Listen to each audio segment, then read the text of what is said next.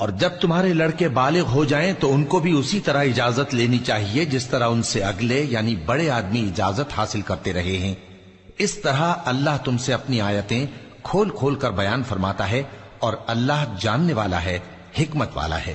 اور بڑی عمر کی عورتیں جن کو نکاح کی توقع نہیں رہی اور وہ زائد کپڑے اتار کر سر ننگا کر لیا کریں تو ان پر کچھ گناہ نہیں، بشرطے کہ اپنی زینت کی چیزیں نہ ظاہر کریں، اور اگر اس سے بھی بچیں تو یہ ان کے حق میں بہتر ہے، اور اللہ سنتا ہے، جانتا ہے۔ نہ تو اندھے پر کچھ گناہ ہے اور نہ لنگڑے پر اور نہ بیمار پر اور نہ خود تم پر کہ اپنے گھروں سے کھانا کھاؤ، یا اپنے باپ دادا کے گھروں سے، یا اپنی ماؤں کے گھروں سے، یا بھائیوں کے گھروں سے، یا اپنی بہنوں کے گھروں سے، یا اپنے چچاؤں کے گھروں سے، یا اپنی پھوپھیوں کے گھروں سے، یا اپنے ماموؤں کے گھروں سے، یا اپنی خالاؤں کے گھروں سے، یا اس گھر سے جس کی کنجیاں تمہارے ہاتھ میں ہوں، یا اپنے دوستوں کے گھروں سے۔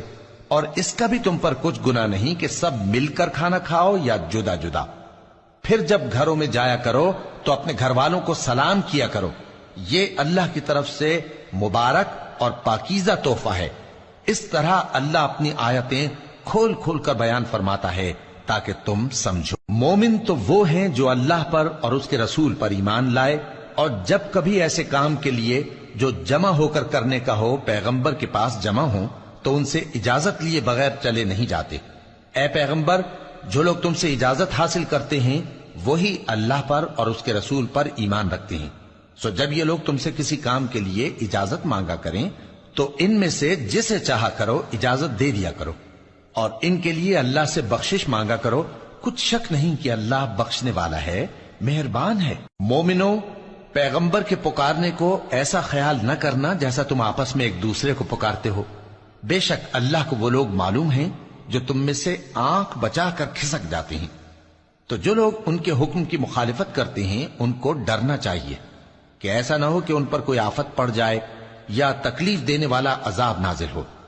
دیکھو، جو کچھ آسمانوں اور زمین میں ہے سب اللہ ہی کا ہے۔ جس طریق پر تم ہو وہ اسے جانتا ہے، اور جس روز لوگ اس کی طرف لوٹائے جائیں گے تو جو عمل وہ کرتے رہے وہ ان کو بتا دے گا، اور اللہ ہر چیز سے واقف ہے۔